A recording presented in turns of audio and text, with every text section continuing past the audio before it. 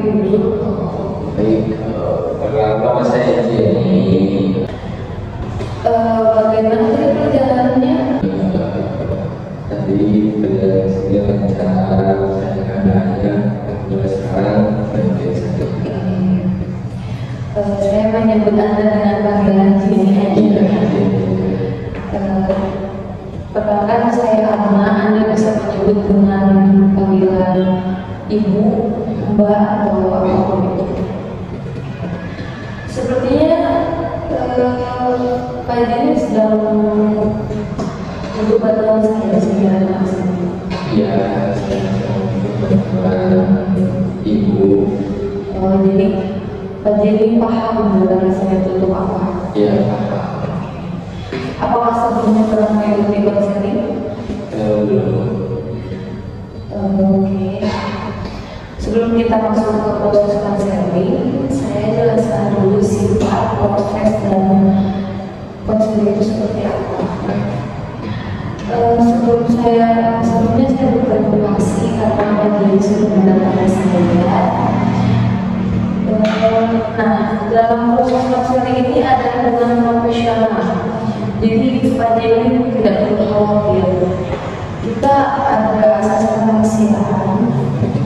Jadi semua yang Pak Jenny ceritakan itu aman.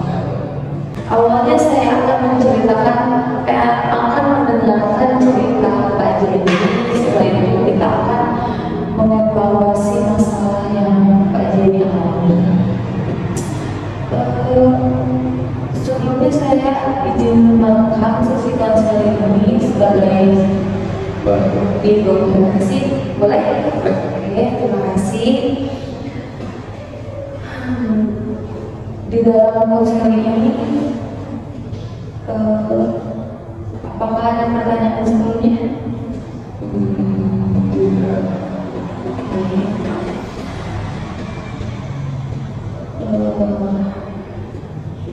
Tampaknya Pak Jenny sedang merasa gelisah. Iya, memang sangat gelisah. Sedang ada masalah apa? Saya merasa depresi, saya merasa frustasi dengan hidup karena tidak bisa mempunyai pekerjaan, terus tidak bisa kuliah, sekolah. Oh, jadi Pak Jenny merasa frustasi dengan keadaan sekarang. Bisa Anda jelaskan lebih jauh seperti apa masalah yang Anda? Mungkin permasalahan yang mengganggu saya itu tidak mempunyai pekerjaan, tidak pernah kuliah atau tetapi tidak tamat sekolah karena merasa sering bolos, tidak serius kuliahnya. Terus saya di drop out, di DO dari sekolah dan tidak memiliki tujuan yang jelas, dan saya juga tidak memiliki tujuan yang jelas dalam hidup saya. Bisa Anda jelaskan lebih rinci bagaimana prestasi yang Anda alami? Prestasi yang saya alami itu ketika saya frustasi dulu, saya akan melakukan bunuh diri, tetapi saya ingat pada ibu saya, jadi saya tidak jadi bunuh diri. Saya sudah siap untuk bunuh diri,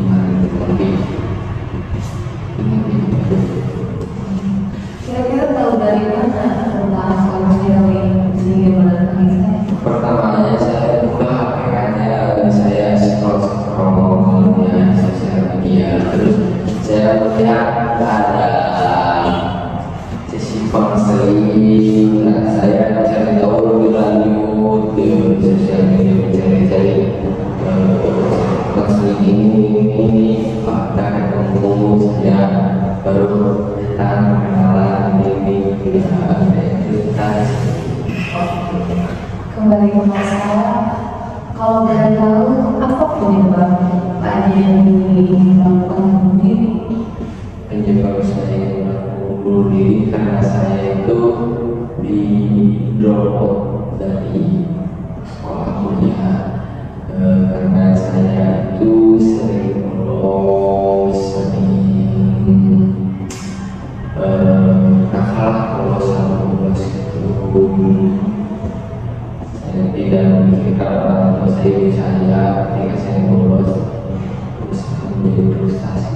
Ada permasalahan lain atau penyebab lain selain itu?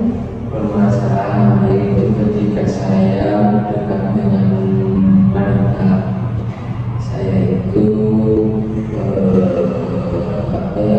di DO dari kuliah, terus saya wanita itu sebenarnya pergi meninggalkan saya, terus saya di situ merasa insecure, merasa perempuan itu tidak ada yang mau dengan saya, jadi merasa tidak berguna, tidak baik untuk orang lain, tidak berguna untuk orang lain, untuk diri sendiri, gitu. Jadi itu yang menjadi permasalahan. Oke, saya mengerti apa yang Anda rasakan, tapi itu mungkin bukan salah satu yang harus Anda uruskan saat ini, Pak Denny. Mungkin Anda harus merumuskan salah satu dari beberapa permasalahan tersebut. Bagaimana? Apakah oke, kembali kita ke masalah frustasi diri sendiri. Sepertinya Anda masih merasa bingung. Apa rencana Anda untuk depannya? Rencana saya untuk depannya itu saya ingin menjadi lebih baik, menjadi lebih tenang, dengan saya. Terus saya juga ingin cari pekerjaan agar hidup saya itu lebih berguna. Mungkin kalau saya mempunyai pekerjaan, saya bisa berguna untuk diri saya sendiri, ibu saya, dan untuk sekitarnya itu. Jadi tidak dipandanglah orang lain. Baiklah, saya mengapresiasi rencana Anda ini. Merasa depresi dan frustasi. Lalu saat ini Anda melakukan apa ketika merasa depresi dan frustasi itu? Ketika depresi dan frustasi itu saya sering membuka dan ada rasa ingin bunuh diri. Kenapa Anda bisa berpikir seperti itu? Saya yakin Anda bisa berbicara dengan masalah. Pertama saya ingin melakukan itu karena bisa membuat diri saya tenang. Terus dengan rasa bunuh diri itu mungkin saya tidak akan nanti sudah meninggal, sudah mati, saya tidak akan pernah memikirkan masalah ini lagi, dan saya tidak akan pernah depresi lagi. Rasa tenang apa yang Anda maksud? Rasa tenang, tidak merasa depresi lagi, tidak merasa frustasi, dan memikirkan masalah yang tidak akan. Jadi permasalahan Anda depresi lalu Anda melakukan hal-hal negatif. Ya. Oke, saya mengerti apa yang Anda rasakan. Dan hasil akhir apa yang tadi diharapkan? Hasil akhir yang saya harapkan tidak merasa depresi, saya merasa tenang, saya merasa tidak saya frustasi lagi. Maka apa yang akan terjadi ketika perasaan ini? Mungkin saya berarti bahwa harus tidak berpikiran bagaimana cara lain. Lalu perasaan apa lagi yang sering muncul? Perasaan yang sering muncul itu saya itu merasa hidup saya itu tidak berarti, terus saya merasa insecure kepada orang. Ketika di mana dan kapan perasaan itu muncul? Ketika saya merasa frustasi melihat diri saya sendiri itu tidak baik untuk wanita.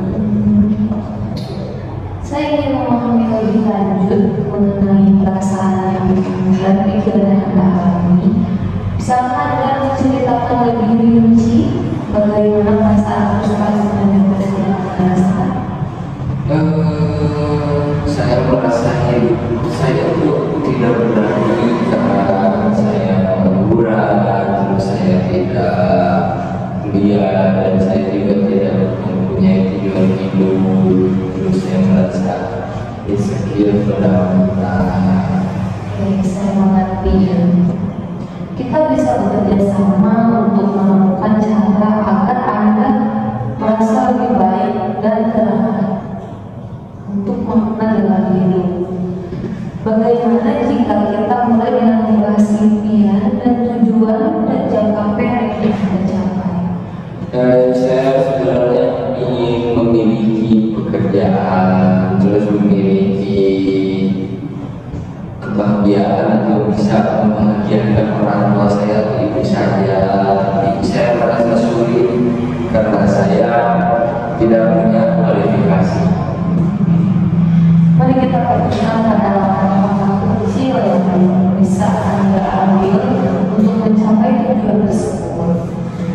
Mungkin kita bisa membicarakan pelatihan atau pendidikan tambahan yang dapat meningkatkan kualifikasi Anda. Bagaimana pendapatnya? Saya pikir itu bisa menjadi ide yang cukup baik. Sekarang terkait perasaan cemas dan mempercayai diri Anda ketika berhadapan dengan perempuan, apa yang Anda dapat?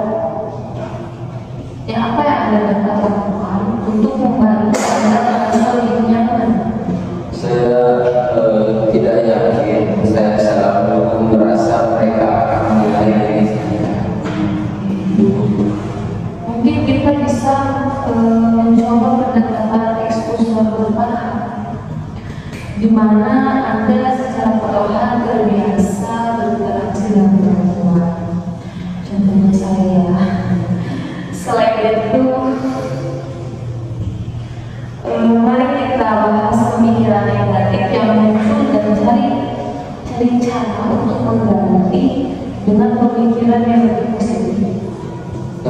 Saya akan mencobanya, tetapi saya merasa khawatir.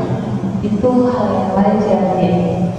Kami akan melakukannya dengan langkah yang Anda nyamai, supaya juga ingin mendukung Anda terkait penggunaan alkohol sebagai coping mekanisme. Bagaimana jika kita mencari alternatif strategi untuk mengelola stres seperti olahraga atau aktivitas yang Anda nikmati? Mungkin olahraga bisa menjadi pilihan yang sangat cukup. Nah itu nih. Terkait pemikiran untuk bunuh diri, ini adalah masalah serius dari saya. Saya ingin Anda tahu bahwa Anda tidak sendiri, dan saya ingin membantu dalam Anda mendapatkan dukungan yang Anda butuhkan.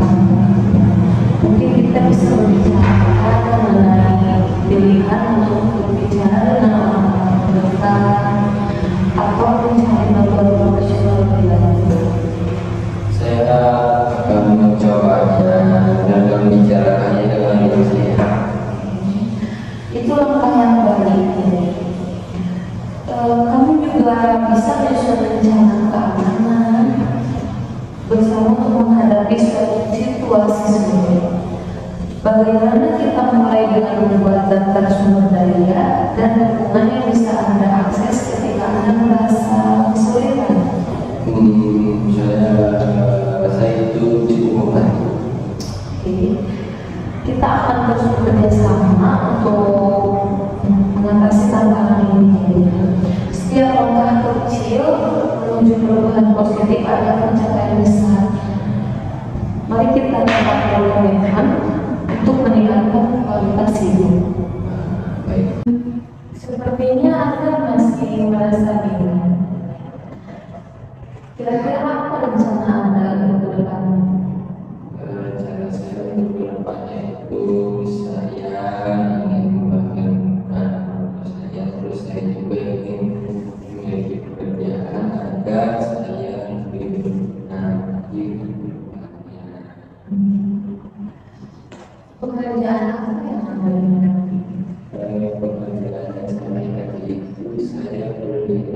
di pekerjaan seperti elektronik seperti handphone atau yang berbau elektronik hasilnya. Jadi Anda yang mencari pekerjaan untuk meluangkan waktu Anda. Iya. Apakah ada alasan lain selain itu? Iya, alasan lainnya memanggil ibu saya agar ibu saya itu tidak menjadi anak yang kurang, anak yang tidak berguna, ya berguna dulu ke ibu saya ke masyarakat kita. Kalau boleh tahu dengan cara Anda yang mencari pekerjaan, apakah benar masalah rendah diri atas perempuan itu berdampak Kalau berdampak itu bisa tapi saya juga beliau itu agar saya bisa menghilangkan pikiran saya tentang insecure itu yang nanti agar saya menjadi berguna juga agar lebih tidak dipikirkan lagi. jadi dengan cara mengendalikan diri. Kalau misalnya saya ini ada rekomendasi di toko elektronik penjualannya yang model itu barangkali minat dan Anda bisa mendatangi alamat yang ada di sini. Oke. Nanti saya minta foto yang dia. Oke. Kalau nanti kalau ada apa-apa juga balik hubungi bagaimana seperti bagaimana perasaan Anda sekarang? Perasaan saya sekarang itu jadi lebih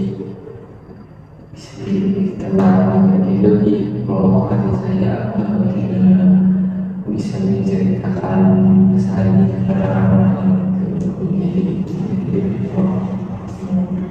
Oke, kita bisa simpulkan dari permasalahan Anda yang dialami itu dari awal di kuliah sampai masalah perempuan, terus pengangguran, sehingga Anda ingin bunuh diri.